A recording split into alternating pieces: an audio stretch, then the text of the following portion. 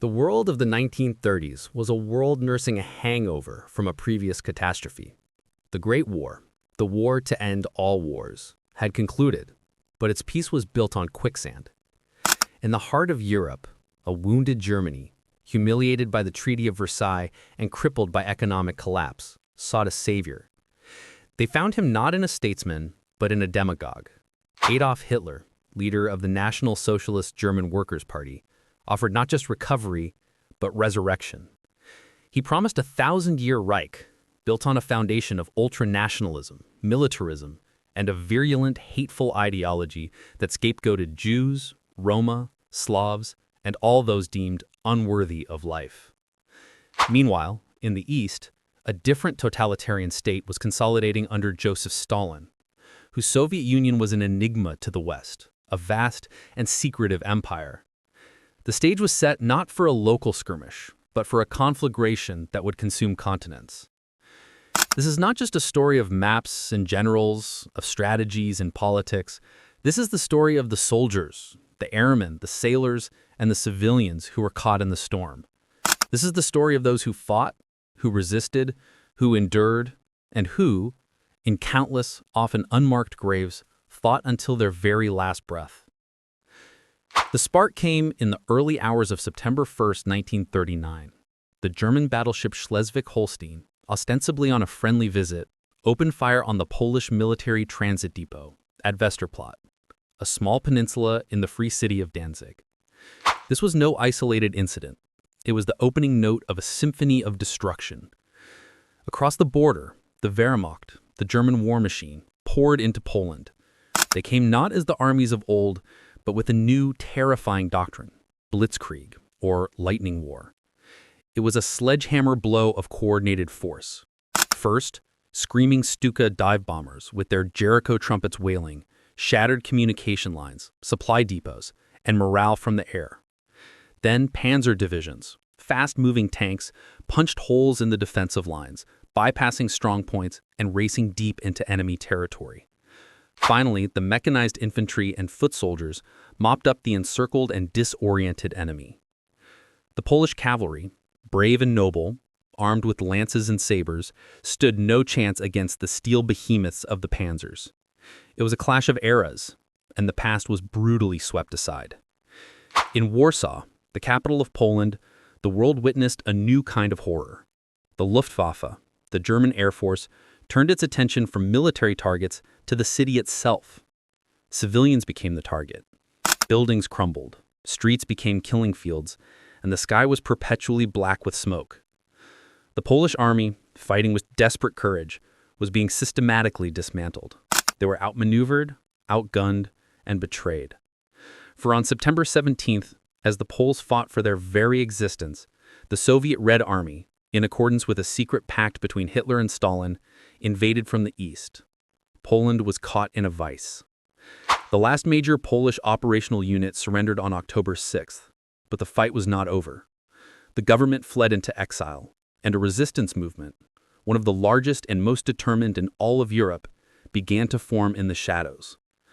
Poland had fallen in weeks, but its spirit, and the spirit of its people, remained unbroken. In the West, Britain and France, honoring their pact with Poland, had declared war on Germany on September 3rd, but what followed was an eerie silence. Journalists called it the phony war, or Sitzkrieg. Aside from naval engagements, the Western Front was dormant. The French sat behind their supposedly impregnable Maginot Line, a vast complex of fortifications, while the British Expeditionary Force dug in along the Belgian border. They prepared for a repeat of the static trench warfare of 1914 to 1918. But Hitler was not planning a repeat. He was planning a masterstroke. In April 1940, the phony war ended with a thunderclap. Germany invaded Denmark and Norway, securing vital iron ore shipments. Then, on May 10, 1940, the real blow fell. The main German assault was not through the heavily defended Maginot Line, but through the dense, impassable Ardennes forest. The French High Command had considered the Ardennes a natural defensive barrier, too difficult for a large modern army to traverse. It was a catastrophic miscalculation. General Erich von Manstein's brilliant plan, endorsed by Hitler, sent the cream of the German panzer forces, including the formidable divisions of Generals Guderian and Rommel, through the forest. In a matter of days, they emerged on the French side, having achieved the impossible. They had bypassed the Maginot Line entirely, and were now racing across northern France, heading straight for the English Channel. Their goal was to cut off the entire British Expeditionary Force and the French First Army, trapping them in a giant pocket around the port of Danzig. The Allied armies were in disarray, communications had broken down, and a sense of impending doom settled over the British and French troops pushed ever closer to the sea. As the German news tightened around Dunkirk, a miracle, born of desperation and sheer stubbornness, began to unfold. The British launched Operation Dynamo, a massive evacuation effort to rescue the trapped soldiers from the beaches. The Royal Navy assembled every vessel it could find, but the shallow waters meant large warships couldn't get close to shore. A call went out, and from the rivers and harbors of southern England, an armada of little ships answered. Fishing trawlers, pleasure yachts, lifeboats, and river ferries, manned by civilian volunteers, sailed across the channel into a war zone.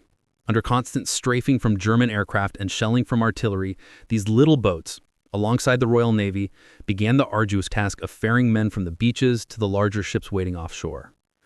The soldiers waited in long, snaking lines in the water, disciplined and hopeful amidst the chaos.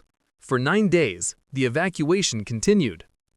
The Royal Air Force fought a desperate battle in the skies above, losing many aircraft but preventing the Luftwaffe from achieving total air superiority, which would have made the evacuation impossible. On the ground, the rearguard, mostly French soldiers, fought a series of heroic last stands, holding the perimeter against relentless German attacks to buy time for their comrades to escape. They knew many of them would not leave. When the last boat departed on June 4th, over 338,000 Allied soldiers had been saved. It was a defeat, but it was a defeat that preserved an army. The British Prime Minister, Winston Churchill, who had just taken office, addressed the nation, tempering the relief of the evacuation with a stark warning. "We shall fight on the beaches," he growled. "We shall fight on the landing grounds. We shall fight in the fields and in the streets. We shall fight in the hills. We shall never surrender." The battle for France was over. The battle for Britain was about to begin. With France defeated and under Nazi occupation, Britain stood alone. Hitler expected them to sue for peace. He was mistaken. Under the indomitable leadership of Winston Churchill, the British people prepared to resist. The first prerequisite for an invasion of Britain was control of the skies. Thus began the Battle of Britain, a conflict fought entirely by airmen, a duel between the pilots of the Royal Air Force's Fighter Command and the Luftwaffe. The German commander, Reichsmarschall Hermann Göring, boasted he would sweep the RAF from the skies.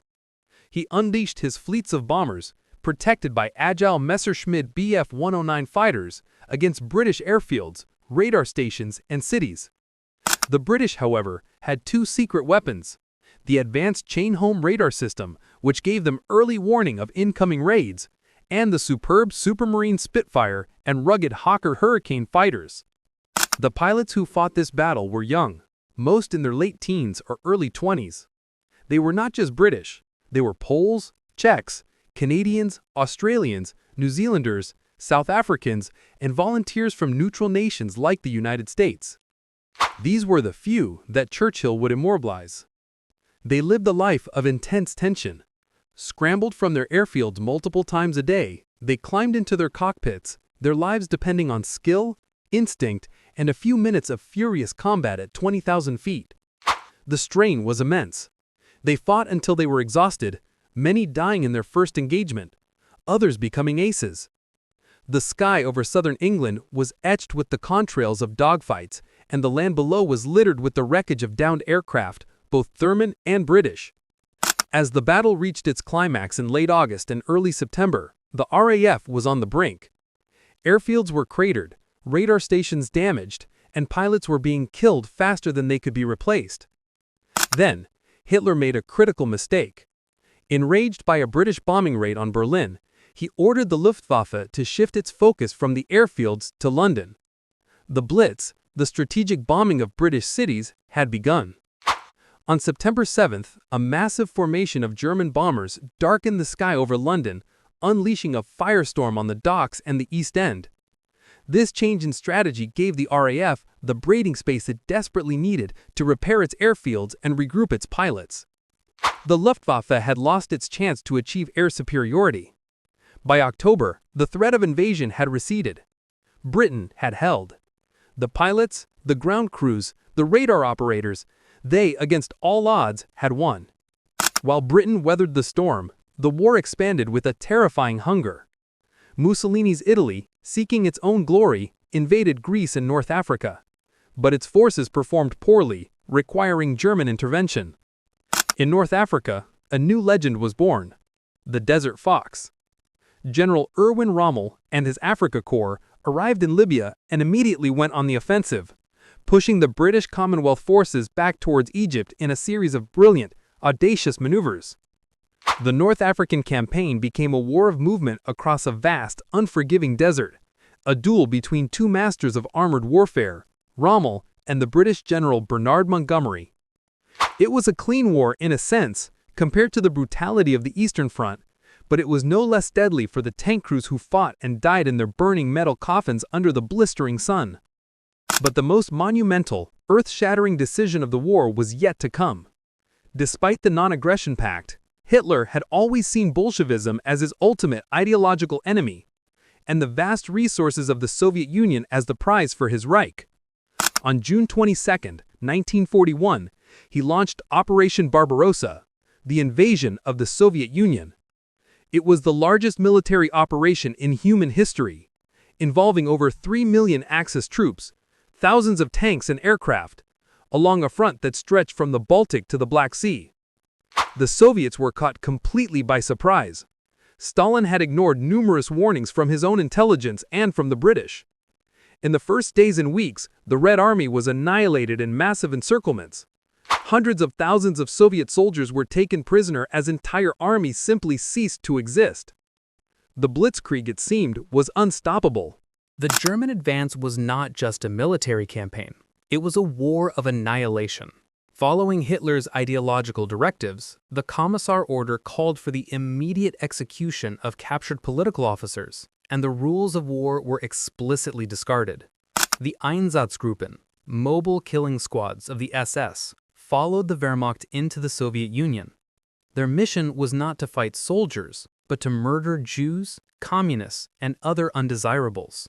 They carried out their grisly work with industrial efficiency, rounding up victims and shooting them into pits dug in forests and fields. The scale of the slaughter was unimaginable. At Babi Yar, a ravine outside Kyiv, over 33,000 Jews were murdered in just 2 days. The war on the Eastern Front was, from its very inception, a descent into a depth of barbarism the world had never seen. As the German army groups drove deeper into Russia, towards Leningrad, Moscow, and the oil-rich Caucasus, they were met with increasingly ferocious resistance.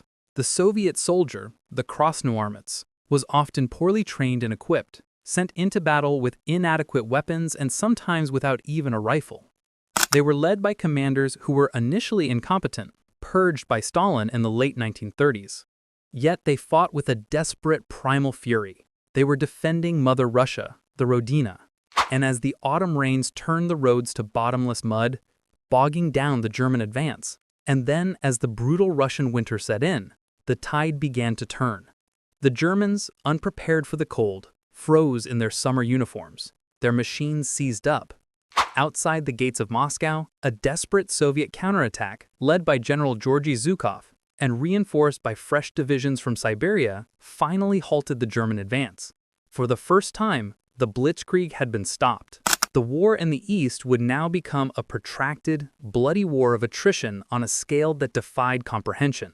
The conflict was now truly a world war. In the Pacific, an expansionist Japan, seeking to create its greater East Asia co-prosperity sphere, and desperate for resources like oil and rubber, saw the European colonial powers as vulnerable. On December 7, 1941, a date which, as President Franklin D. Roosevelt declared, would live in infamy, The Imperial Japanese Navy launched a surprise aerial attack on the American naval base at Pearl Harbor, Hawaii. In a devastating 2-hour assault, much of the U.S. Pacific Fleet was crippled, with battleships sunk or damaged and over 2,400 Americans killed. The next day, the United States declared war on Japan. Responding to their tripartite pact with Japan, Germany, and Italy declared war on the United States on December 11th. The war was now global. The industrial and human might of America was now fully committed to the Allied cause. The entry of the United States did not bring immediate relief. Japan followed Pearl Harbor with a lightning campaign of conquest across the Pacific and Southeast Asia. They invaded the Philippines, Malaya, Singapore, and the Dutch East Indies. American and Filipino forces, under General Douglas MacArthur, fought a desperate delaying action on the Bataan Peninsula and the island fortress of Corregidor. After a grueling siege, they were forced to surrender. What followed was the Bataan Death March, a 65-mile forced march of some 80,000 prisoners of war under the most brutal conditions. Denied food, water, and medical care, and subjected to random beatings and bayonetings, thousands perished. It was a stark introduction to the brutal nature of the Pacific War. The war was fought not just by men, but by machines, and the technological race was relentless. In the Atlantic, German U-boats, the Grey Wolves, hunted in packs trying to sever the lifeline of convoys bringing food, fuel, and supplies from North America to Britain. The Battle of the Atlantic was a grim, slow-motion battle of statistics and endurance, fought by sailors on both sides in the cold, unforgiving waters. The Allies developed new technologies like sonar, Huff-Duff radio direction finding, and long-range aircraft to close the black gap in the mid-Atlantic, where convoys were most vulnerable. The codebreakers at Bletchley Park in England, through the brilliant decryption of the German Enigma machine, provided priceless intelligence on U-boat positions, turning the tide in this crucial battle. In the skies over Europe and the Pacific, the strategic bombing campaign intensified. The British RAF Bomber Command, under Air Chief Marshal Arthur Harris, pursued area bombing by night, aiming to shatter German civilian morale and destroy industrial cities.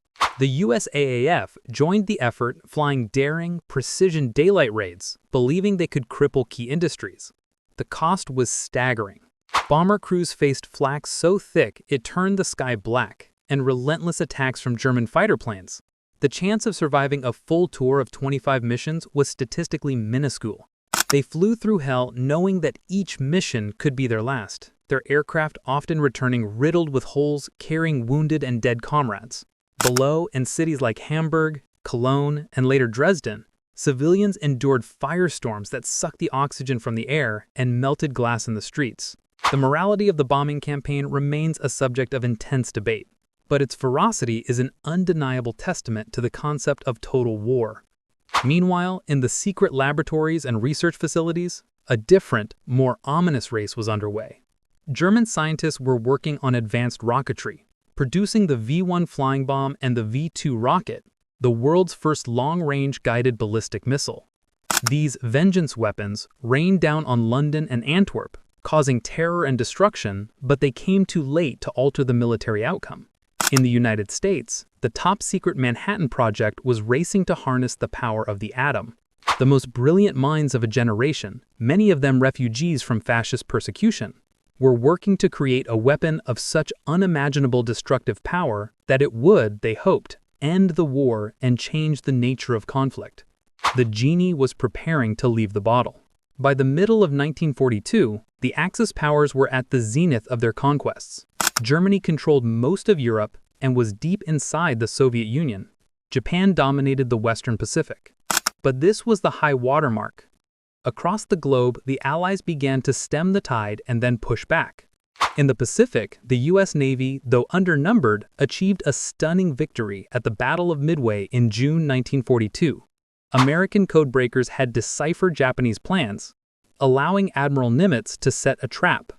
In a complex engagement fought entirely by aircraft from carriers that never saw each other, the U.S. dive bombers sank 4 Japanese aircraft carriers, the heart of the Imperial Navy's strike force.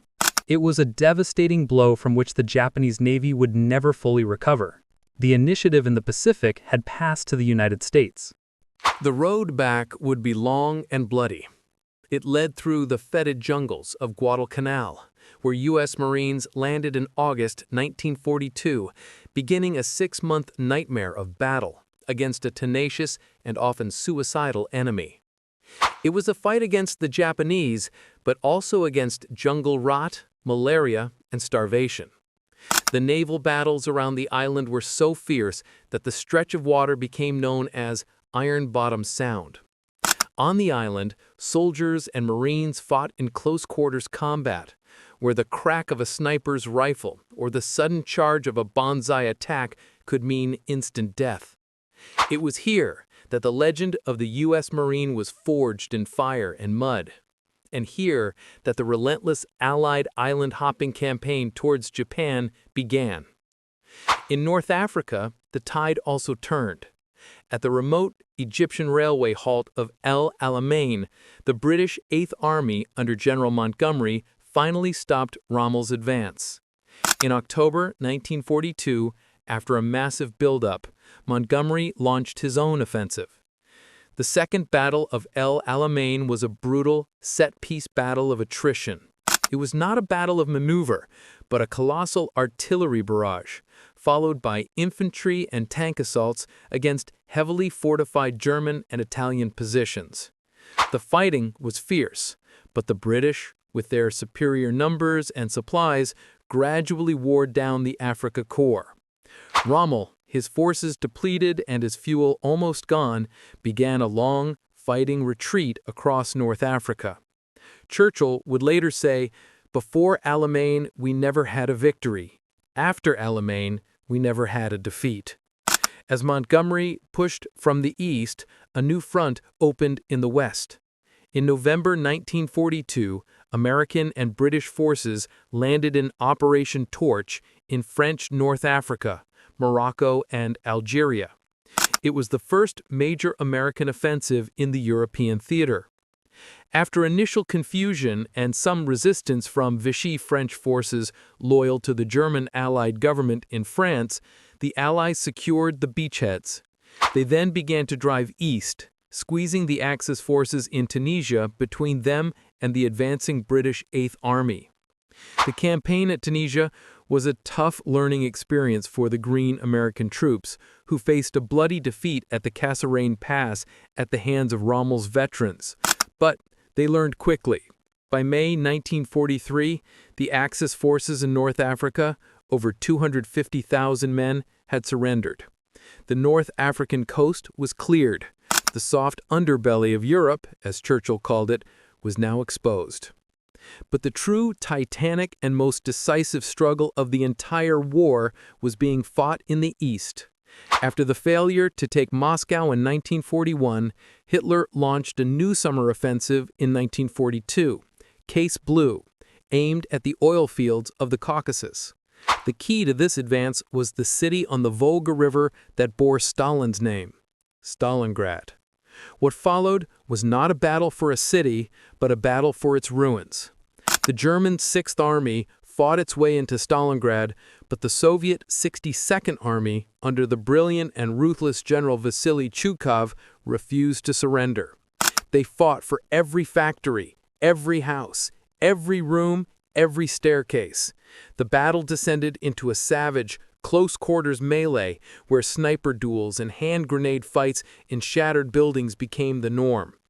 The life expectancy of a newly arrived Soviet soldier in the city was less than 24 hours. As the German 6th Army was bled white in the urban meat grinder, the Soviet High Command, the Stavka, was preparing a masterstroke. In Operation Uranus, launched in November 1942, massive Soviet forces smashed through the weaker Romanian and Italian armies guarding the flanks of the German salient at Stalingrad. Within days, the pincers met, trapping over 250,000 Axis soldiers in a giant pocket. Hitler forbade a breakout, promising that the Luftwaffe would supply the trapped army by air. It was a promise it could not keep. Through the bitter winter, the 6th Army slowly starved and froze. Attempts to break through to them failed. On February 2, 1943, the last remnants of the German forces in Stalingrad surrendered. It was a catastrophic defeat from which the German war machine in the East never recovered. The road to Berlin was now open, but it would be a road paved with unimaginable suffering and millions more corpses. While the armies clashed on the front lines, a different, more insidious war was being waged in the occupied territories. The Nazi vision for Europe was not one of cooperation, but of subjugation and racial reordering. In Poland, the Soviet Union, and other Eastern European nations, the local populations were subjected to a reign of terror. The plan was simple: enslave the Slavic peoples, reduce their numbers through starvation and forced labor, and clear the land for German settlement. Intellectuals, priests, and community leaders were systematically murdered to decapitate the society. Millions were shipped back to the Reich as forced laborers, living in squalor and working until they dropped. Resistance was met with savage reprisals. For every German soldier killed by partisans, dozens, sometimes hundreds of innocent civilians would be executed. The village of Ledaichi in Czechoslovakia was utterly erased from the map in such an act of vengeance. But this was only the beginning of the darkness. The Nazis' vision for Europe was not one of cooperation, but of subjugation and racial reordering. In Poland, the Soviet Union, and other Eastern European nations, the local populations were subjected to a reign of terror. The plan was simple: enslave the Slavic peoples, reduce their numbers through starvation and forced labor, and clear the land for German settlement. Intellectuals, priests, and community leaders were systematically murdered to decapitate the society. Millions were shipped back to the Reich as forced laborers, living in squalor and working until they dropped. Resistance was met with savage reprisals. For every German soldier killed by partisans, dozens, sometimes hundreds of innocent civilians would be executed. The village of Ledaichi in Czechoslovakia was utterly erased from the map in such an act of vengeance. But this was only the beginning of the darkness. The Nazis' ideological core was a virulent, pathological anti-Semitism. What began with discriminatory laws like the Nuremberg Laws and escalated to violent pogroms like Kristallnacht evolved during the war into a systematic, state-sponsored program of mass murder. The final solution to the Jewish question was formally coordinated at the Wannsee Conference in January 1942. But the machinery of death was already in motion. The ghettos, like the massive one in Warsaw, were intended as holding pens where Jews were crowded together under horrific conditions, slowly dying of disease and starvation. From there, they were deported. The official story was resettlement in the East. The reality was far more horrifying. They were transported in cattle cars, with no food, water, or sanitation, on journeys that could last days. Those who survived the trip were met with a scene from hell. They arrived at purpose-built death camps: Auschwitz-Birkenau, Treblinka, Sobibor, Belzec, and Chelmno. They were greeted by SS doctors like Josef Mengele, who with a flick of the wrist decided who was fit for slave labor and who would die immediately. The elderly, the sick, women, and children were told they were going to the showers for disinfection. They were herded into large underground chambers disguised as shower rooms. Then, the doors were sealed, and Zyklon B pesticide crystals were dropped in from the roof. Within 20 minutes, hundreds of lives were extinguished. Their bodies were then looted for gold teeth and hair and burned in industrial crematoria. The scale and industrial efficiency of the murder was unprecedented in human history. Yet, even in this absolute darkness, the human spirit flickered. There was resistance. In the Warsaw Ghetto in 1943, a handful of young Jews, armed with little more than pistols, Molotov cocktails, and sheer will, rose up against the German army as it moved to liquidate the ghetto. They held out for nearly a month, fighting from sewer to attic, bunker to rubble. They knew they could not win, but they chose to die on their feet with dignity. In the death camps themselves, there were acts of incredible courage. At Treblinka and Sobibor, prisoners staged revolts, managing to kill guards and break out, though most were subsequently hunted down. These acts were not militarily significant, but they were a profound testament to the unbreakable will to resist evil even in the face of certain death. The Holocaust was not an isolated event. The Nazis also systematically murdered millions of others they deemed life unworthy of life.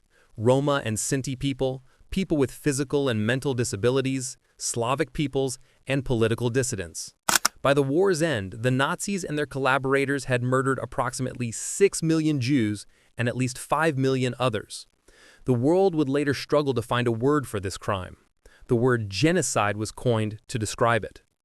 The liberation of the camps by American, British, and Soviet soldiers in the final months of the war revealed the full, sickening horror to a disbelieving world. The skeletal survivors, the piles of corpses, the smell of death, these images were seared into the consciousness of humanity, a permanent scar and a warning for all time. By 1944, the Allies were squeezing the Third Reich from all sides. In Italy, the campaign had become a brutal, grinding affair. After landing in Sicily and then at Salerno and Anzio, Allied forces under American General Mark Clark fought their way up the Italian peninsula against a skillful and determined German defense under Field Marshal Albert Kesselring. The terrain was a defender's dream, mountainous, easily fortified, and crossed by numerous rivers. Battles like Monte Cassino became bloody symbols of the campaign's difficulty. It was a war of mud, mountains, and misery. The advance was slow and the cost was high. It would not be the quick route to victory that some had hoped. June 6, 1944, D-Day. Just after midnight, paratroopers from the American 82nd and 101st Airborne and the British 6th Airborne Divisions began dropping behind the German lines to secure bridges and causeways. Their landings were chaotic, scattered, and bloody, but their sheer audacity sowed confusion among the German defenders. At dawn, the naval bombardment began, a thunderous roar from hundreds of warships. Then, at 6:30 a.m., the landing craft hit the beaches. At Omaha Beach, the American 5th Corps ran into a nightmare. The German 352nd Infantry Division, unexpectedly in place, poured a murderous fire into the landing craft. Men were cut down in the water, on the sand, at the seawall. For hours, the outcome hung in the balance. It was the individual courage of small groups of soldiers, NCOs, and junior officers who, through sheer force of will, began to slowly clear the draws and bluffs, turning certain defeat into a costly victory. On the other British and Canadian beaches, Gold, Juno, and Sword, the fighting was also fierce, but the landings were more successful. By the end of the day, a precarious foothold had been established in Fortress Europe. The battle for Normandy did not end on the beaches. It continued for weeks in the nightmarish, compartmentalized landscape of the bocage, dense hedgerows that surrounded every small field, perfect for German defense. It was a brutal war of attrition, fought yard by yard. The Allied breakout finally came at the end of July with Operation Cobra, a massive aerial bombardment that tore a hole in the German lines, allowing General Patton's Third Army to race into the open country of France. The liberation of Paris followed on August 25th, a moment of pure, unadulterated joy amidst the carnage. But the advance was not without its setbacks. In September, a daring but overly ambitious airborne operation, Market Garden, aimed at securing bridges over the Rhine in the Netherlands, ended in failure at the Bridge Too Far and Arnhem. As the Allies pushed towards the German border from the west, the Soviet Union was launching its own massive offensives from the east. Operation Bagration in the summer of 1944 was a cataclysm for the German Army Group Center, which was virtually annihilated. The Red Army advanced over 300 miles in 2 weeks, reaching the outskirts of Warsaw.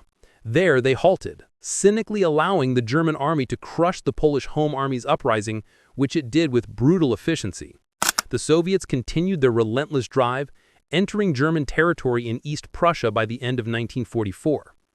What followed was a wave of retributive violence as Red Army soldiers, fueled by years of propaganda and a thirst for revenge for German atrocities on Soviet soil, committed widespread rape and murder against German civilians. The war's cycle of violence was completing its grim, predictable arc. In a final desperate gamble, Hitler launched a massive counteroffensive in the West in December 1944. The Battle of the Bulge, fought in the frozen, fog-shrouded forests of the Ardennes, caught the Allies completely surprised. The German goal was to split the Allied armies and recapture the port of Antwerp. For the first few days, they made significant gains, creating a bulge in the Allied lines. But American soldiers, often surrounded and outnumbered, fought with incredible tenacity. At the critical crossroads of Bastogne, the 101st Airborne Division, surrounded, refused to surrender. When called upon to capitulate, Brigadier General Anthony McAuliffe gave a one-word reply: nuts. The weather finally cleared, allowing Allied air power to decimate the German panzers. The last German offensive in the West had failed, exhausting the final reserves of the Wehrmacht. The end was now inevitable. By early 1945, Allied armies were crossing the Rhine into the heart of Germany from the west, while the Soviets were massing for their final assault on Berlin from the east. The world was now witnessing the true nature of the regime they were fighting. As they advanced, Allied soldiers began to liberate the concentration camps. The 84th Infantry Division liberated Alem. The 42nd and 45th Infantry Divisions liberated Dachau. The British liberated Bergen-Belsen. The scenes they witnessed, the emaciated survivors, the piles of corpses, the smell of death, these images were seared into the consciousness of humanity, a permanent scar and a warning for all time. The final battle for Berlin was an apocalyptic spectacle. In April 1945, over 2 million Soviet soldiers, filled with a desire for revenge, assaulted the German capital. Defending it was a ragtag collection of old men from the Volkssturm, older men and boys from the Hitler Youth, and the remnants of the Wehrmacht and SS. The fighting was house to house, room to room, with a level of brutality that surpassed even Stalingrad. The Soviets used Katyusha rocket barrages to pulverize entire city blocks before sending in their assault groups. In his bunker deep beneath the Reich Chancellery, a delusional Adolf Hitler raged against the treachery of his generals, while outside his world, his 1,000-year Reich collapsed into rubble and fire. On April 30th, 1945, with the Soviet soldiers just blocks away, Adolf Hitler committed suicide. On May 7th, 1945, Germany surrendered unconditionally. The war in Europe was over. VE Day, victory in Europe, was celebrated across the Western world, but the celebrations were tempered by the immense cost and the knowledge that the war in the Pacific still raged.